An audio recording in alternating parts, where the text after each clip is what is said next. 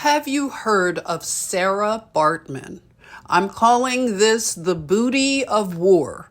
This is a cultural reckoning of the Black Venus and the cultural obsession with booties.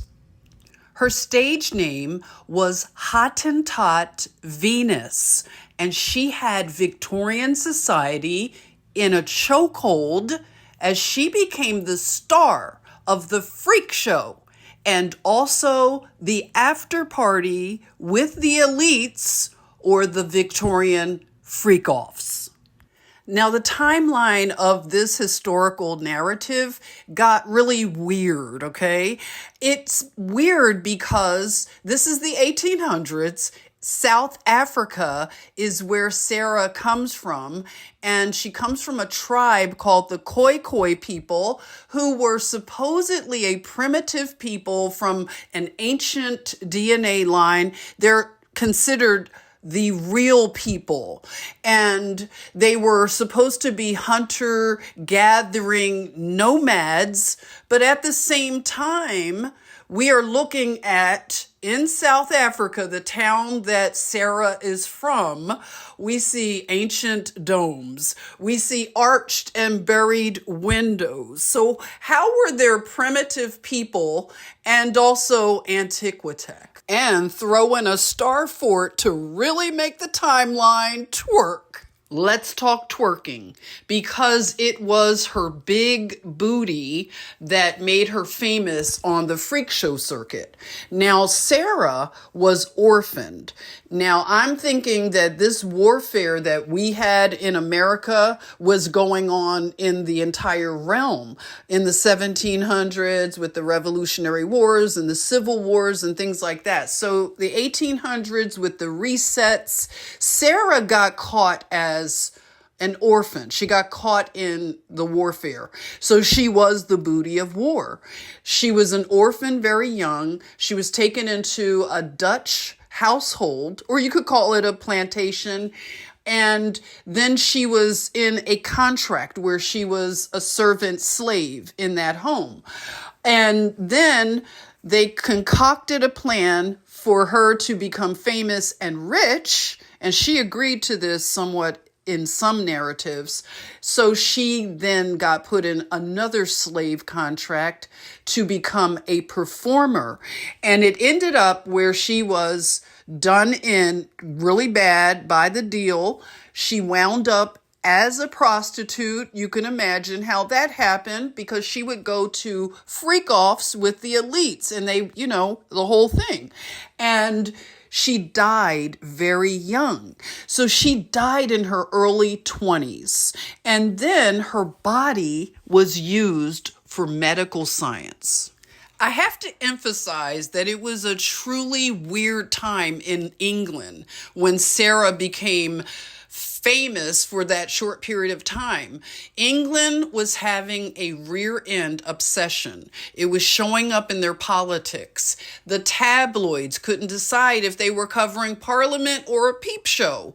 And they were also saying that King George was losing his mind, while the British elite were mocking the broad bottoms and fat arses and whose rump would run the realm. There truly isn't anything new under the sun.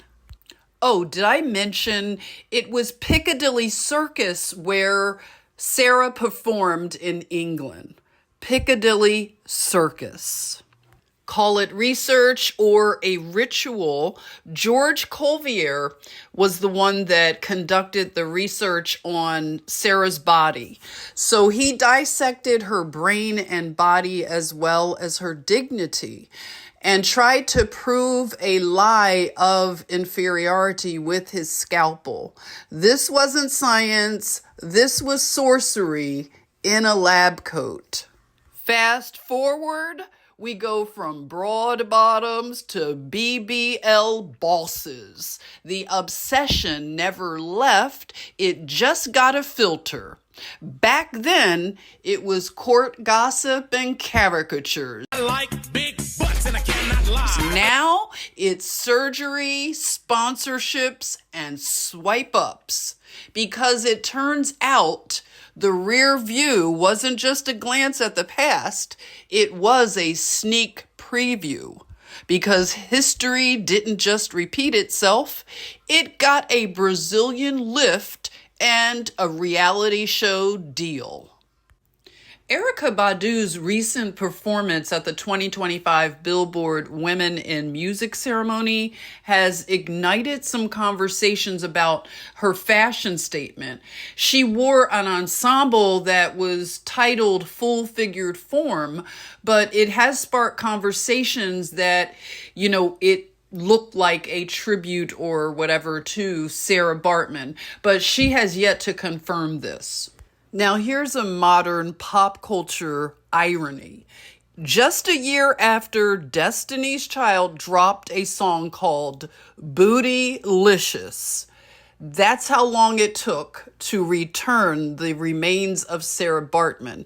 Yes, in 2002, France finally returned the remains of Sarah Baartman back to her home in South Africa. Now, imagine displaying someone's genitals in a glass jar for 150 years and then sending them home with a diplomatic shrug and a press release.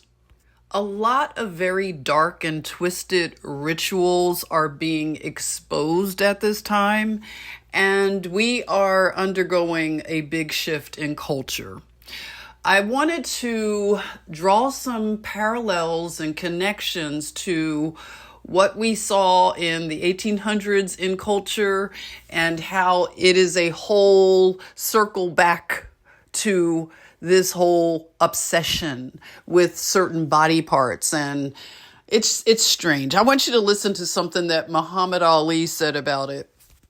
What's wrong with miniskirts? What's wrong with hot pants? Number one, I have a wife and she's walking around with a skirt up to here.